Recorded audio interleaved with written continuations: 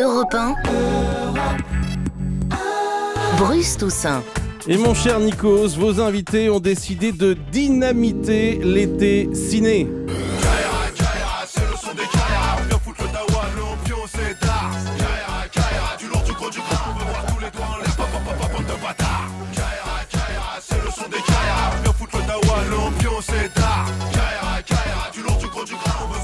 Et ça peut durer longtemps. Bonjour les Kaira. Bonjour. Salut Nikos. Laissez-moi vous présenter les Kaira. Franck, Mehdi et Jib.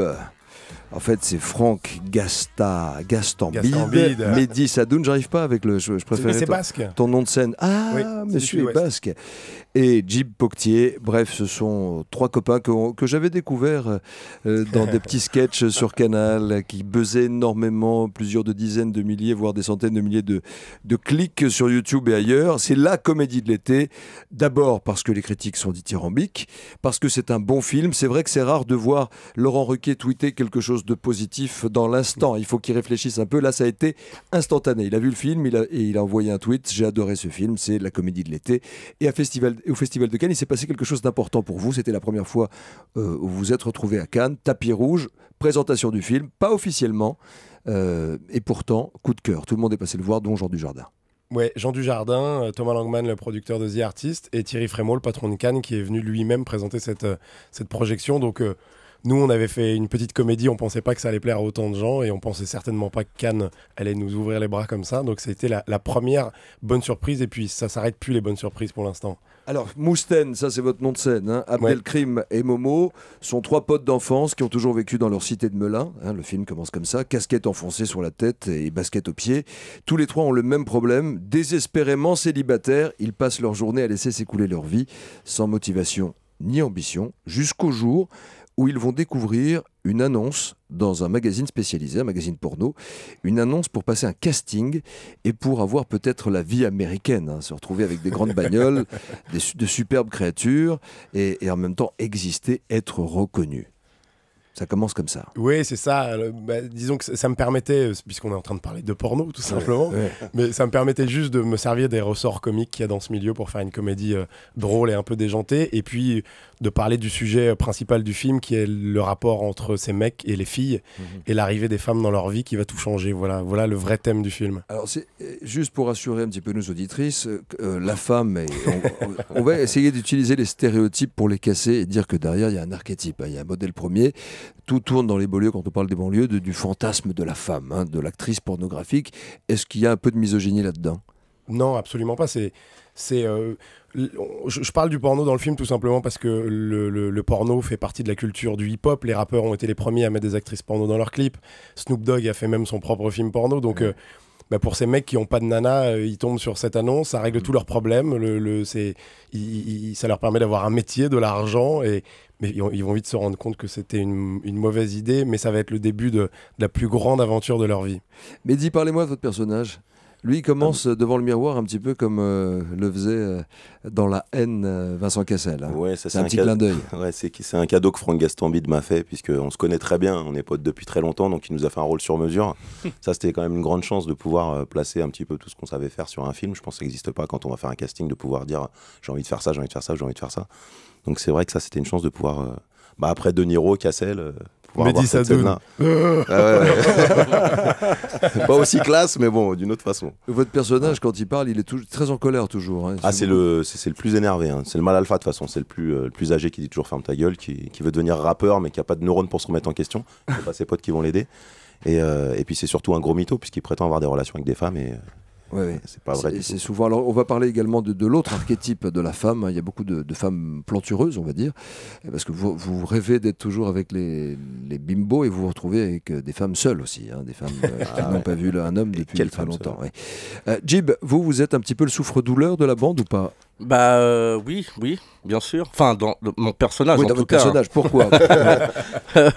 Juste peut-être parce que je suis de petite taille, donc c'est beaucoup plus facile pour mes deux compères de le victimiser un peu, de profiter de sa gentillesse, et puis Et puis voilà, non, ouais, mais en même temps, c'est comme un stéréotype parce que dans chaque bande, il y a toujours une petite victime, quoi. Soit c'est le plus maigre, soit c'est le plus petit, le plus jeune.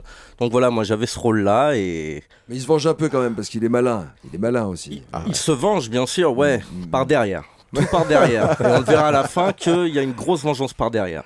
Alors, il y a pas mal de guests et en même temps des seconds rôles importants. On parle de François Damiens, qui lui est précisément ce producteur de films X.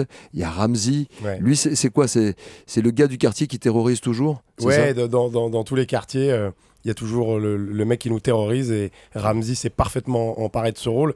Et comme je le dis souvent, pour nous, c'était déjà une chance incroyable de débarquer d'une web-série de Canal+, et puis de faire un film. Mais ce qui s'est rajouté à cette chance, c'est que tous les gens qu'on a rêvé d'avoir au casting ont tous accepté. Donc, il y a François Damiens, il y a Ramzy qui est un vrai second rôle, il y a Eric Cantona, il y a Elise Moon, il y a Alice Belaïdi, il y a des rappeurs qu'on admire. Enfin, on s'est fait vraiment plaisir. Et puis, c'était génial que tous ces gens aient accepté d'être dans le film. Messieurs, vous n'êtes pas nés avec une cuillère en argent? Ah non, pas trop. Vous venez pas de famille où il y avait des artistes, voilà, vous êtes pas disons que non.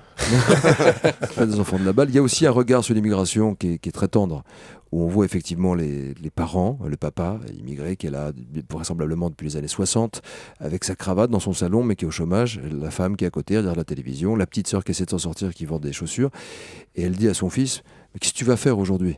Et la sœur répond, comme ce qu'il fait depuis 20 ans, rien.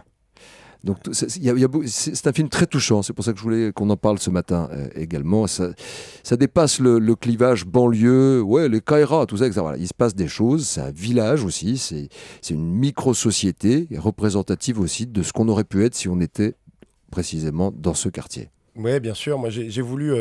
J'ai situé cette histoire à Melun parce que j'habite là-bas et que j'ai tourné dans le quartier dans lequel j'ai grandi. C'était quoi votre premier métier dans le quartier? Je dressais des animaux, moi. Et plus particulièrement des pitbulls et des rottweilers. Ouais. Parce que, comme je le dis dans le film, quand on aime les animaux, vers chez moi, c'était surtout des pitbulls et des rottweilers qu'il y avait. Et comment on se retrouve à faire du cinéma après ces années où vous avez fait du sketch, de la scène, vous avez appris un métier? Ouais. On se retrouve comment? Le parcours, le mien en tout cas, est particulièrement atypique. Et donc j'en profite pour en placer une pour Mathieu Kassovitz, qui est le mec que j'ai rencontré avec mes pitbulls et mes rottweilers sur le tournage des Rivières Pourpres, où ils avaient besoin de chiens comme ça. Donc là, on vient chercher un mec de banlieue qui a des pitbulls et des rottweilers pour le film. C'est dingue. Et Mathieu Kassovitz me présente à des gens et puis je rentre par la fenêtre dans cette histoire. C'est-à-dire?